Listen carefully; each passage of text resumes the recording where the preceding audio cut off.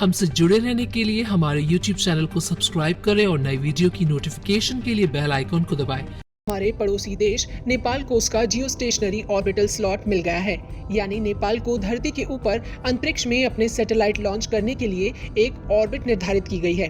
अब नेपाल अपने satellite launch कर सकता है, जिसे लेकर नेपाल टेलीकम्युनिकेशन अथॉरिटी अपना सैटेलाइट छोड़ने की तैयारी कर रहा है। नेपाल को अपना सैटेलाइट छोड़ने से करोड़ों रुपयों की बचत होगी। एनटीए नेपाल की संचार व्यवस्था, ब्रॉडकास्ट और एविएशन को लेकर पहले सैटेलाइट की तैयारी में जुट गया है।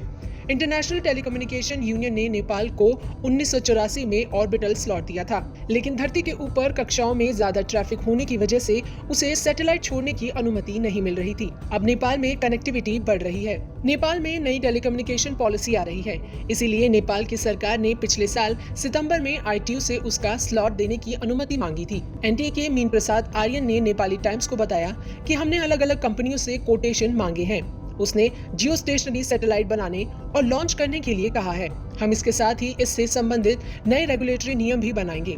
एनटीए के सैटेलाइट को लेकर सलाह देने के लिए नेपाल सरकार के सामने भारत, चीन, यूके, फ्रांस, सिंगापुर, UAE और जर्मनी ने अपनी तरफ से सहमति दी है।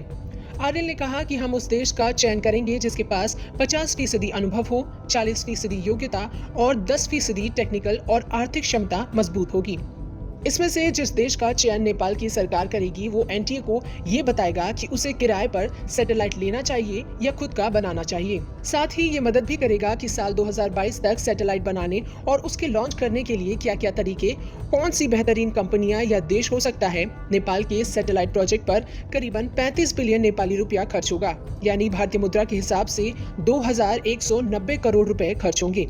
लेकिन इसकी मदद से नेपाल सरकार अपने DTH सैटेलाइट सर्विसेज का बैंडविड्थ और 50 अन्य सैटेलाइट टेलीकम्युनिकेशन चैनल्स का सालाना किराया बचेगा।